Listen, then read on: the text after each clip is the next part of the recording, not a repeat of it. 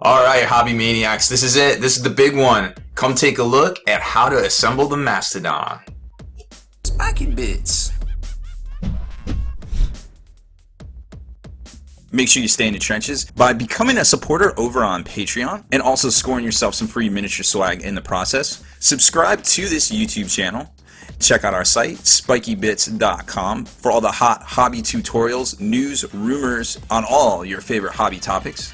And head on over to thelongwar.net. That's the home of the battle reports for exclusive content, early access videos, and more. Become a veteran of the Long War today. So we're back. This is a big boy. Don't let it fool you. It seemed like it would be a super simple build, as you're gonna see here. This is an incredibly detailed kit. I mean, it is fantastically detailed. I love pretty much everything about this kit, like the styling, the overall, like each of these little like fusion generators here for the Melta array. When you look at it underneath, it looks like a little atom smasher. Like every little detail is thoroughly thought out and very well executed.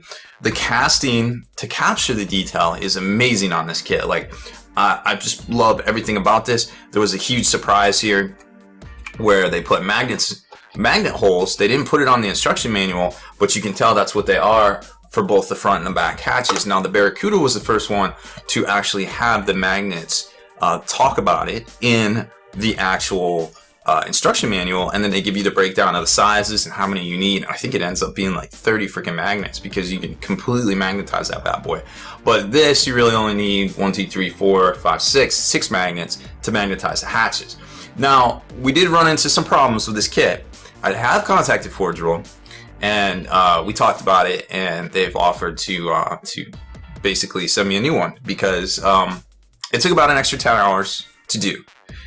This kit. A lot of the components were too small. Perhaps it was for a different cat or for a different I guess molds. Like molds are all like kind of key to each other a little bit. Like they shrink and they get big at the same time depending on how many castings you pull from it. And if you're pulling parts from one set of molds for a fresh set of molds, there could be some shrinkage. And there was some shrinkage, and you'll see that in the video. I get a little discouraged as I'm going, and I realize that it's becoming an issue as I'm building it. So I try to stay positive. We got it done. I probably spent about an extra 10 hours on it, but it's just one of those things that happens. It's impossible to tell from the parts. I mean, I was dry fitting and I was looking at it, everything looked good, and then you get in there and you start gluing pieces and you start getting all involved in the project, and it just kind of goes sideways on you. But we got it done. The Mastodon is done. This is going to get sent to somebody here in the next couple weeks / month for the Patreon support, because I'm actually not keeping this, but I'm going to send it assembled to somebody. So it's going to, if you get a 6-pound box in the mail that looks roughly the size of a box this would come in from Forge World, well, I guess you know what it's going to be.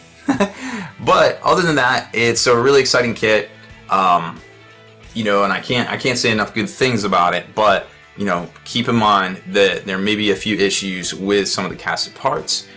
So definitely dry fit everything as best you can before you jump into this project, because there could be a little bit of inconsistencies with the parts that really lead to some big headaches because of the way the assemblies go together on the whole hull section and the fuselage and the bulkheads. It all forms an interconnected series, almost like the internet, of basic construction to hold the weight and to keep it together. Now, don't get me wrong. If you drop this thing on the ground, it's gonna break. Like, there's no two ways about that. But it's better it's better to have it so it doesn't break when you just put it on the table, because it's built wrong, and the weight shifts and you get too much pressure on one point. For this thing literally weighs 6 pounds, by the way. So there's things like that. So it's a good kit. Check it out. Tutorials pretty in depth as best as I could without showing you all the boring stuff of like gluing parts together and etc. But I basically go through it all and show you how to do it. You could also magnetize the turrets. I have them off here because I didn't want to bump them, knock them off. I'm not going to glue them down for transport. You could magnetize these things, or you could just glue them on, because I don't know if there's going to be any interchangeability, because pretty much it's flamers in the front, las cannons in the rear. Now this up here you could also magnetize if you wanted. I mentioned that in the video, but I just kind of left it all modular for painting and things like that. Like all these hatches still come off, and just kind of tacked it together with some putty, so you can whoever gets this can still paint it pretty easily despite its size. So that's it for this one. Please enjoy the following tutorial on how to build your very own Mastodon.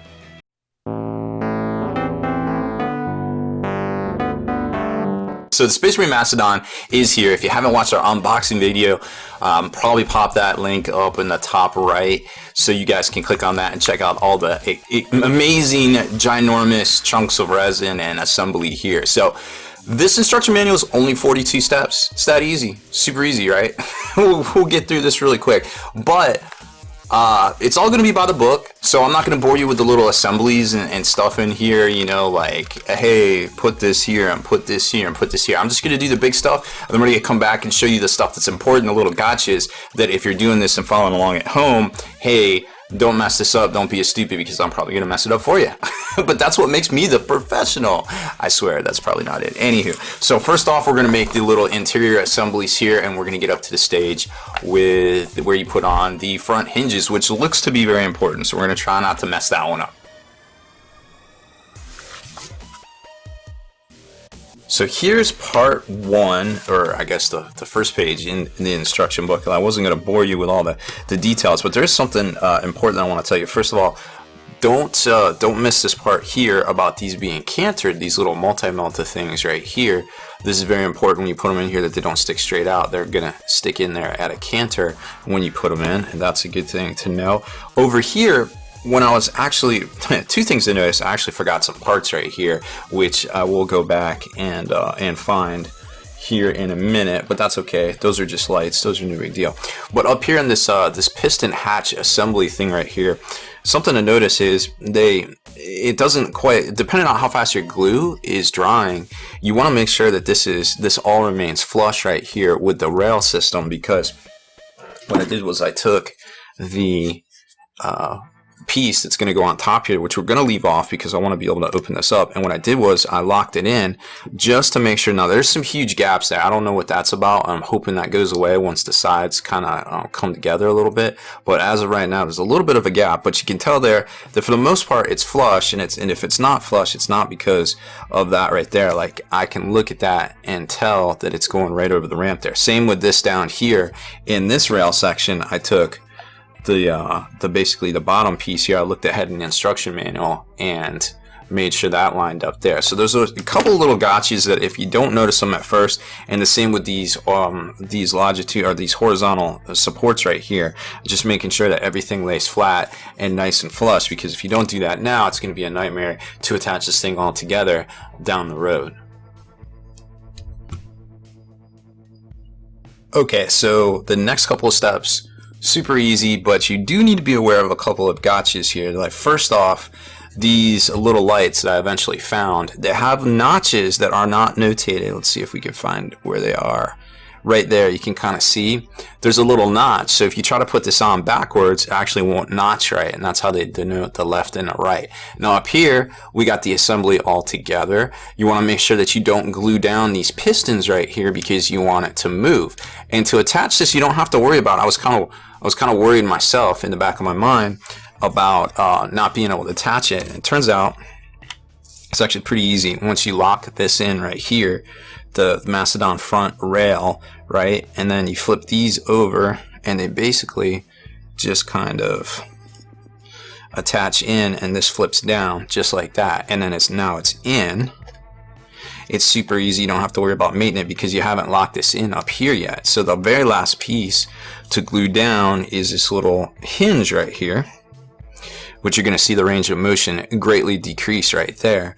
And this we're going to glue on, and you want to be careful to only put glue on the surfaces right there so you don't actually glue the hinge and then bust it every time you try to open that hinge right there. So I'm just going to plop it on there and glue it down here in a second. So those are the big things to watch out for, and always dry fit all of your parts, because I actually took the time to grab this assembly right here that's going to go on top and made sure that this will be flush with those lights right there. So you can kind of see how it's starting to come together, kind of looking like an ancient Viking kind of rowboat, or whatever they called those things as they marauded through the Middle Ages or Dark Ages.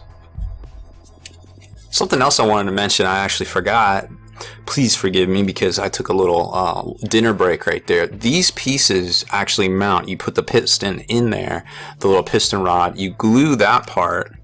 Actually, you don't glue that part, and it basically locks in. And that was the problem because it wouldn't lock in right here. So actually what I had to do was grab my needle nose pliers. I grabbed these pieces right here, and I actually heated this up with the hot air gun, and then basically used my fingers, so I didn't burn it while I heated it, but used my fingers to kind of swish down the piston in place. And then I dunked the whole contraption into cold water so it would dry, and then basically you'd have that range of motion. It would be able to move right there. So always, if you do have to use the hot air to shrink parts, try not to keep your fingers in the area when you're using the hot air dryer, so you don't burn them. If you have a tool, that's great, and then you can always dunk it into cold water to cool it off and get that temperature, or get that change in the material permanent. Now I have a video on here of how to work with bending forge rolled resin. It's a completely separate video.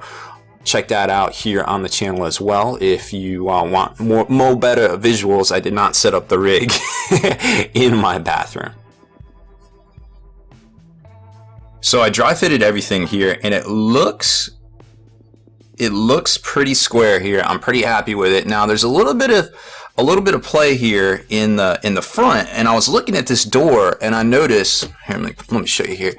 I noticed this little recess right here, and I was like, I wonder what that is, like if that lines up with the front plate here.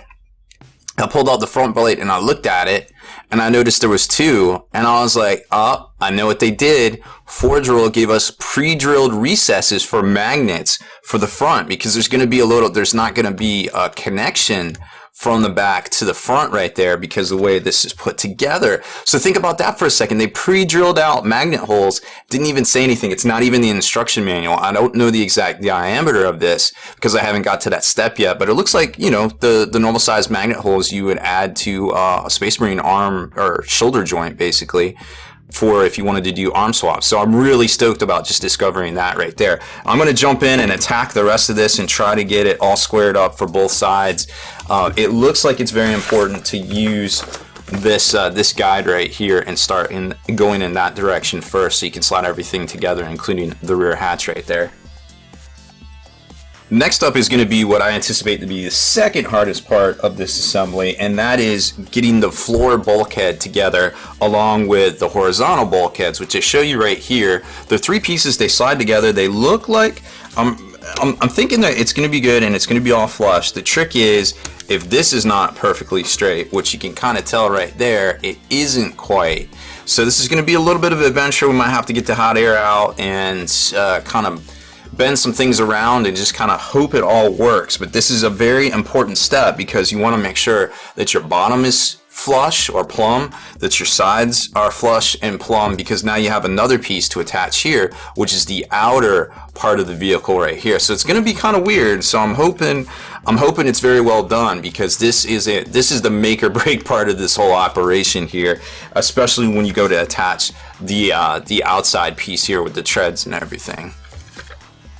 So we're going to skip ahead a few steps because that operation is currently still drying and very, very precarious to the touch. I got it all vice gripped up and basically drying.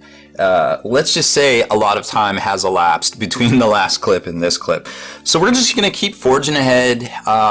Next up is the tread assemblies, and the tread assemblies are actually pretty easy. They kind of like snap fit, which is kind of annoying, but I don't think anybody's going to notice. And if they do, the other solution is to just basically put a bunch of weathering and stuff in there. Right now I'm preparing the surface, and this is what you should do to a lot of your resin when you're getting ready to glue stuff together, is basically score it so it gives extra surface for the little bits of glue and stuff to get into here. So just giving everything a nice good score where these treads are going to go.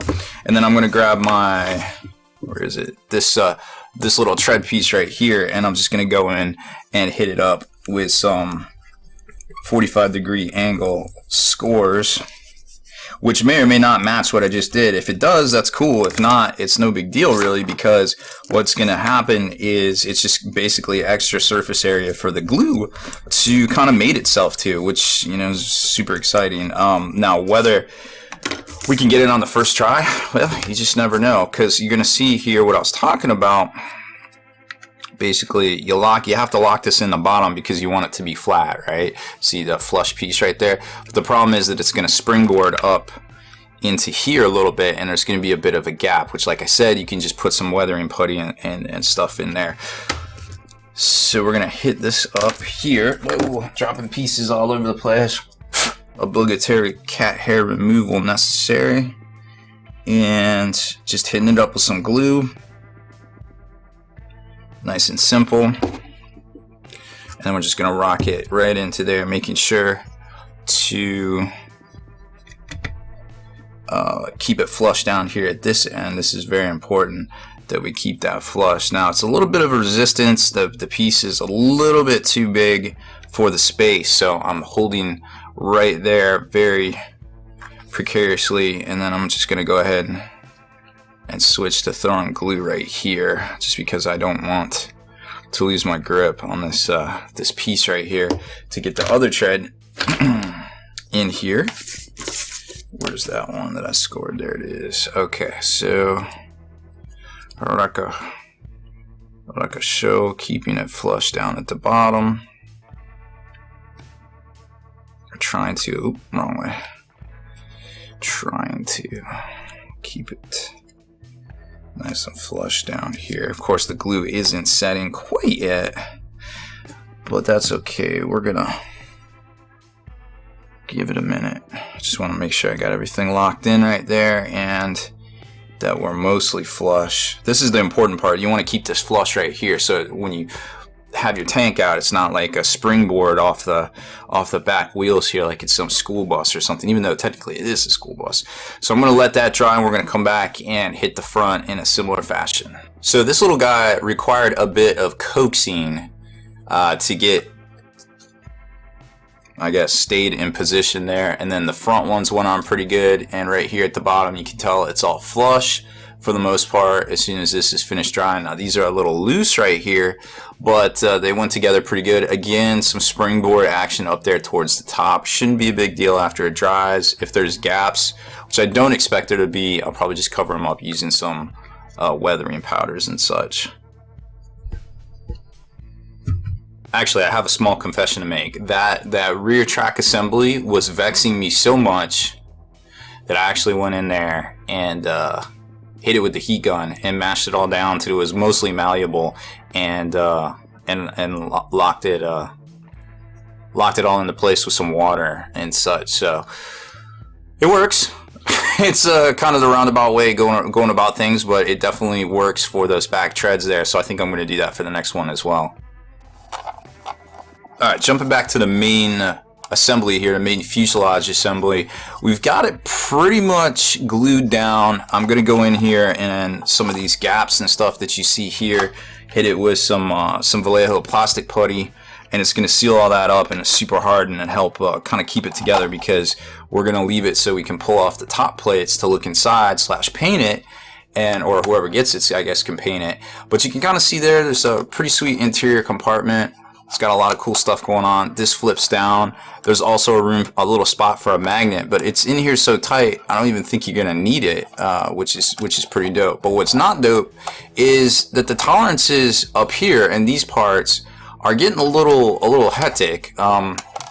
Everything is together and flush as best as I can make it, and yet we don't. The hatches aren't. I've literally spent hours on this trying to fix it, and there's just no fixing it because the top plate won't seat right. This is the only way the top plate seats. So it's like everything is flush and everything is lined up. I've gotten out levels, I've looked at it, like it's all there. It's just the things aren't seating right, and it's a little frustrating because if I pull this piece out to try to get in there and look, then the whole thing could come apart, and we're talking 5-6 hours down the drain. When I know it's in there, I know it's seated right. The problem is that some parts are slightly off, and now I dry fitted. Just to illustrate the point, I dry fitted this side here, and we've already got pretty huge gaps right there in those supports where it's supposed to lock into this bottom piece here. But you know, it's still flush. It's almost like there's a little bit of shrinkage in the mold, or something like that. Like, I'm not sure what's going on, but just like random parts are off tolerance. And yeah, I could be like, hey, Forge will give me some replacement parts, which are super amazing and always do and always bend over backwards for. But the problem is, I don't know which part to ask for. It seems like everything is off tolerance in a little way. I mean, I can make it work. We're going to make it work, but it's not going to be as good as it could be, unfortunately, which is a little frustrating when you're talking about the amount of money we're talking about. So I'm going to go in here. We're going to strengthen it up with the plastic putty and all these gaps. I'm going to go through and all the bottom here. I'm going to hit all the gaps as well to lend that strength to the bottom, because if we're messing around with the top panels, torquing the sides, it could just separate, like literally like a clamshell, and just kind of come apart at any point, because the bulkheads, and let me show you that too, the interior bulkheads here actually don't sit right either, which is frustrating, because this space here is supposed to clear this gap to this gap. You see this little plate right here goes over top of here, which is fine, or it hooks right there. But then this piece is supposed to go right here. So literally, it's like completely wedged in here, the only way it'll fit. But also too, you'll notice that this plate wouldn't even fit in here if these two bulkheads were completely glued, if both sides were completely glued. So there's actually about a 1/16 inch gap on each side there, which is a total of 1/8, which is a lot of distance to be out of tolerance. It's a little frustrating, a little maddening there, because if that wasn't that way, this plate would literally not even fit in here. And that's snugly. Like, if it was just supposed to kind of drop in and drop out, then it would be a little bit even more harder to do, because those plates are those bulkheads would be too small. So we're gonna make it work. We're gonna make it solid so it doesn't fall apart. But it's not gonna quite. There's gonna be a little wackiness up front with this hatch, which isn't bad. I mean, once it's all painted up, and it's a little bit out of tolerance, but then again, how many Land Raiders do you always see that the hatch always 100% works on? It's not that big of a deal. It's not the end of the world, but it is worth noting. I feel like I've done every precaution. I've dry fitted everything. I checked it out before I glued, and even now you can see I can barely. There's like a specific combination to lock this top plate in here over top of the bulkhead piece. The bulkhead piece and the piston piece here, which this gives you another great shot of the interior right there, and how the pistons work.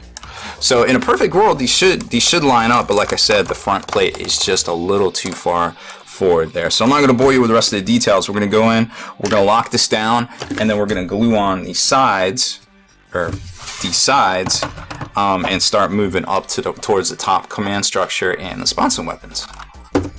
So getting ready to attach the left and the right track assemblies here. I went in and we're going to score all this flat planar surface right here. Just basically doing our cross hatching with the X-Acto blade.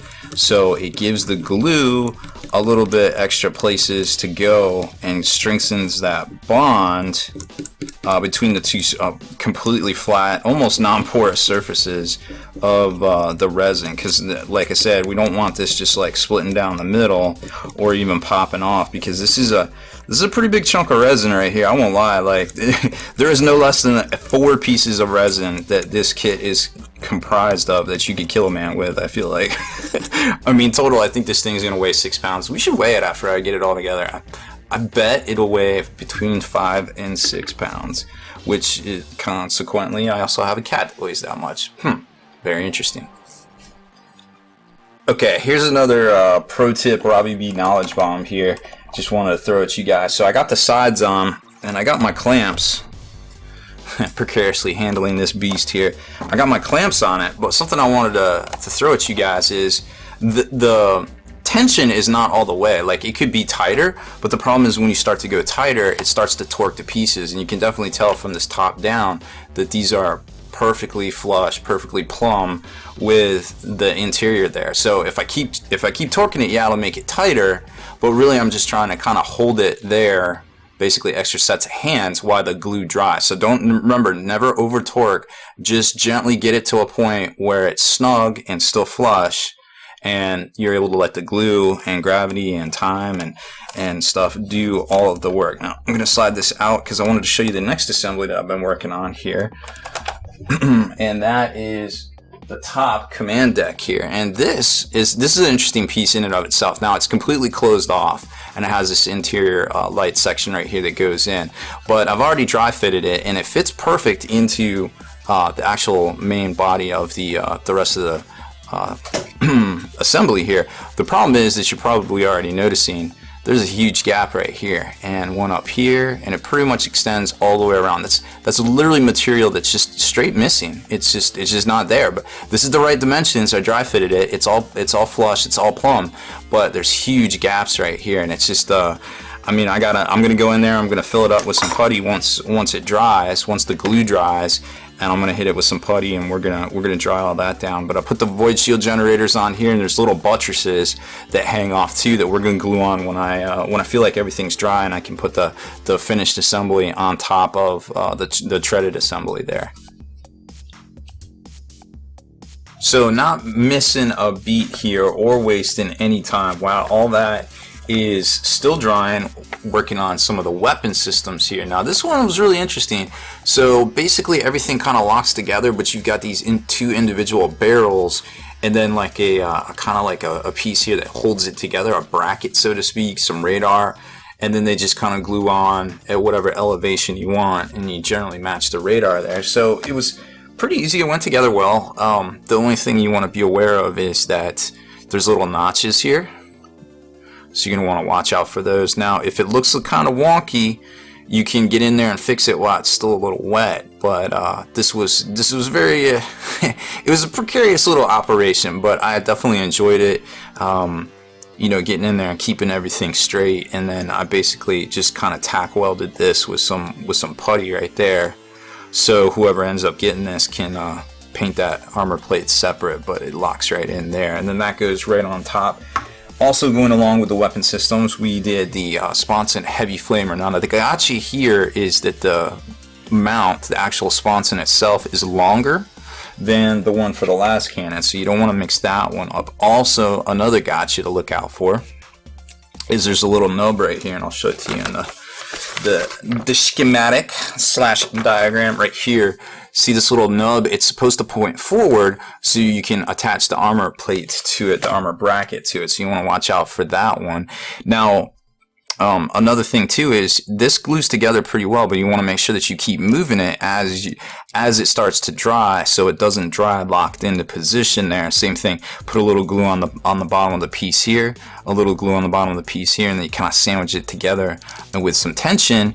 And if you keep moving it over a minute or so, just like this, eventually it will dry and give you that strong bond that you can actually move it. Because you know when people see weapons, they're like squeak it, squeak it, squeak it, squeak it, and or snap. I prefer it goes squeak it, squeak it instead of snap. So then the only thing that's left is to mount these weapon sponsons actually onto the assembly itself.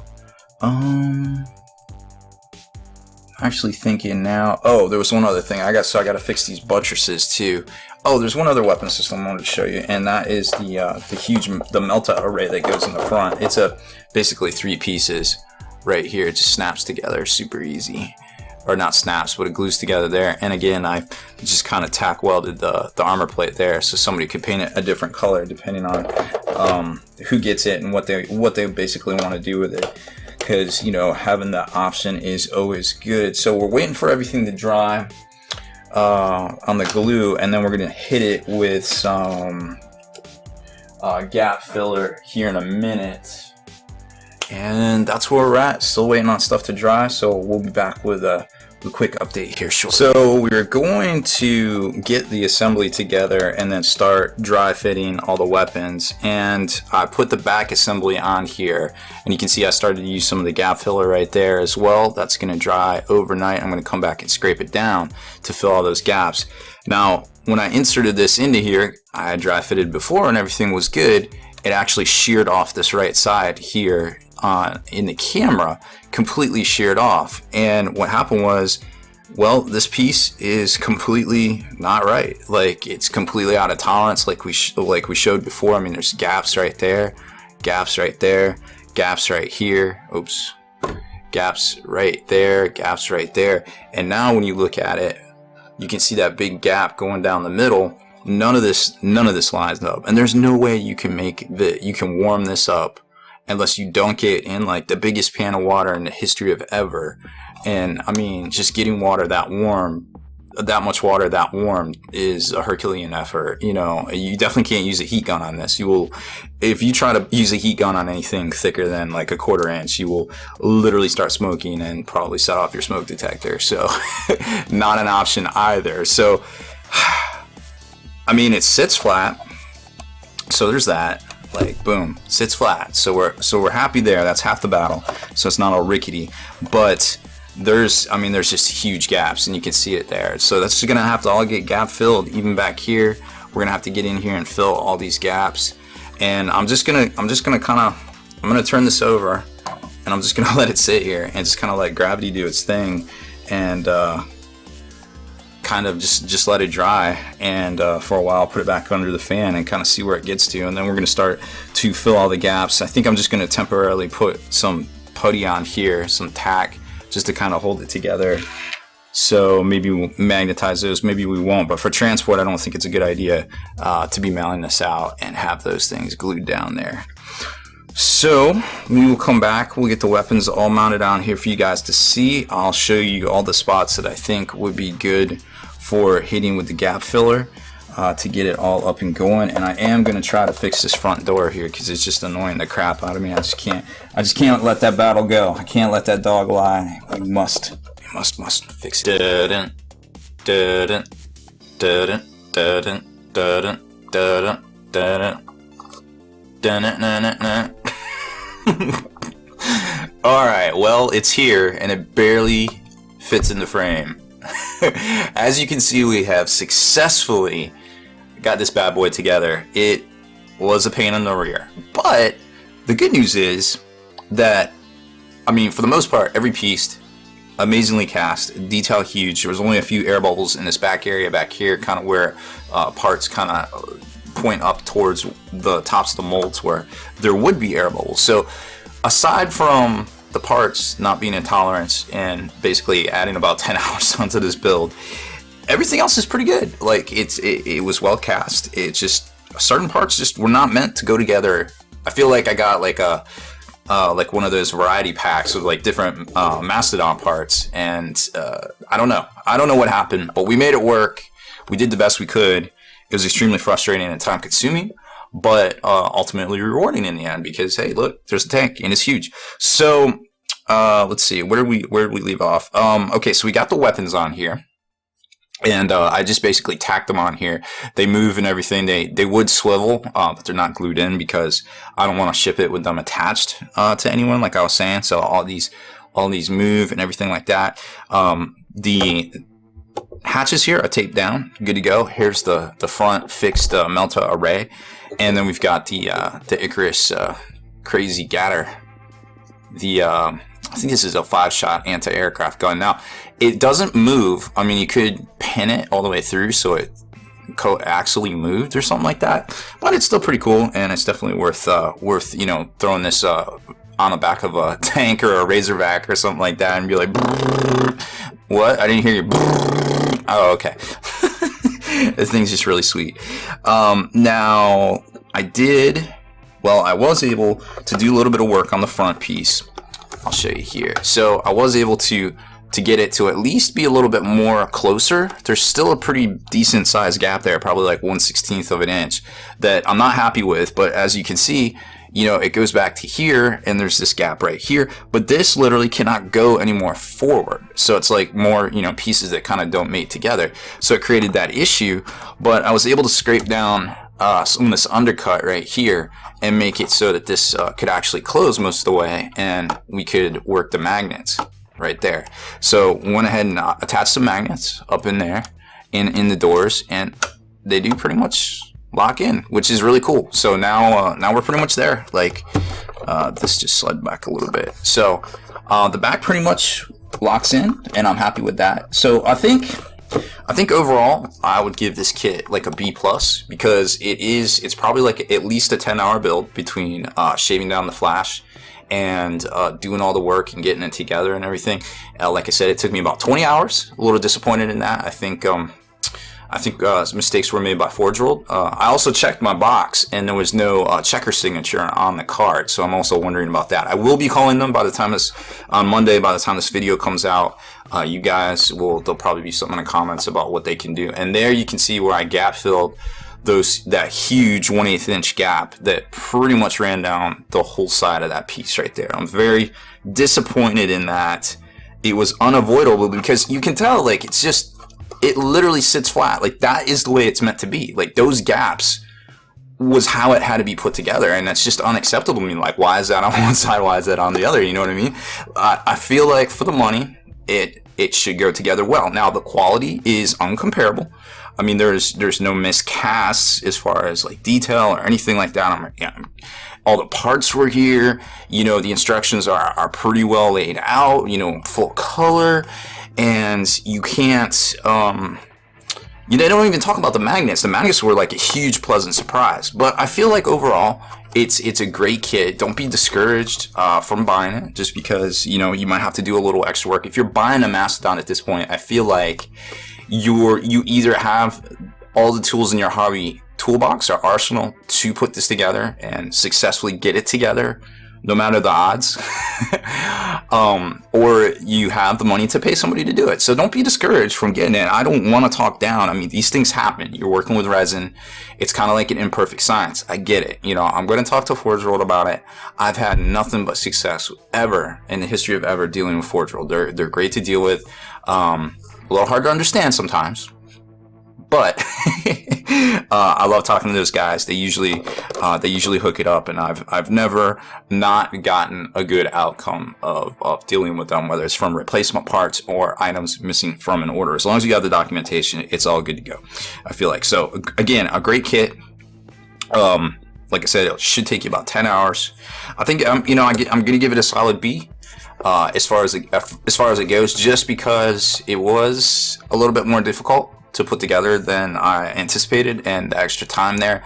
I also feel like if it's not just pick it up and put it together like it's a upgrade kit or something like that. You are gonna spend some time on it. There's always room for improvement, and I don't want this little tolerance snafu to really take away from the awesomeness of this kit. You know what I mean? So I give it a solid B. I think it's a great kit. I've talked a lot about it. You've heard me rant and rave about it already, and I'm ready to ship this off to somebody.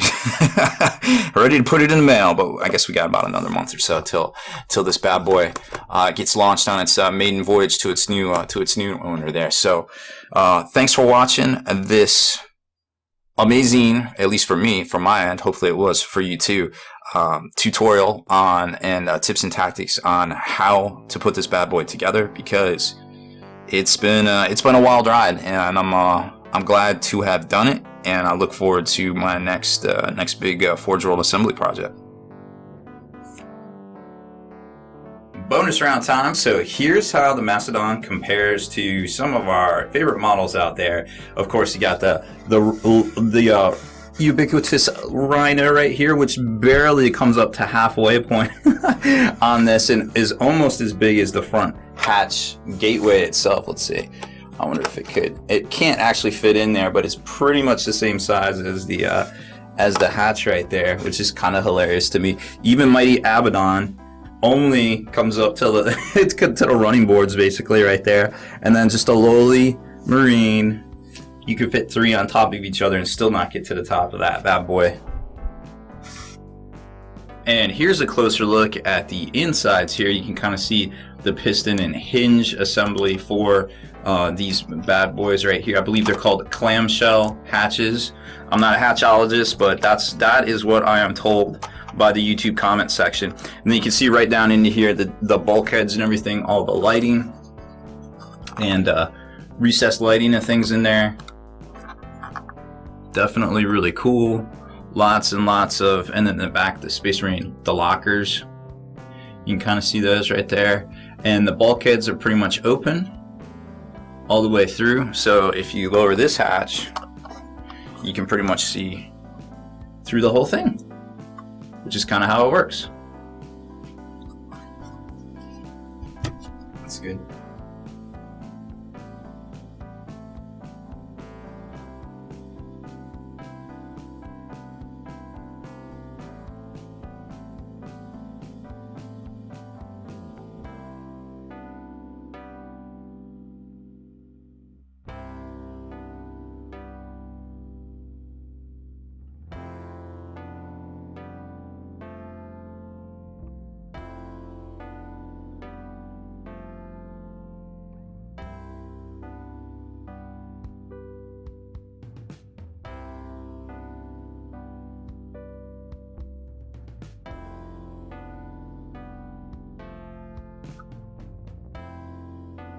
Deleted scenes, bonus content, and all the interviews and post-game wrap-up videos can be located in the Hall of Veterans on thelongwar.net. Visit thelongwar.net today and try a week completely free with no strings attached. That's not all. Thelongwar.net is also your hobby resource for exclusive early access with an ad-free experience to all your favorite videos. Members of the Hall of Veterans gain early exclusive access to multiple hobby videos.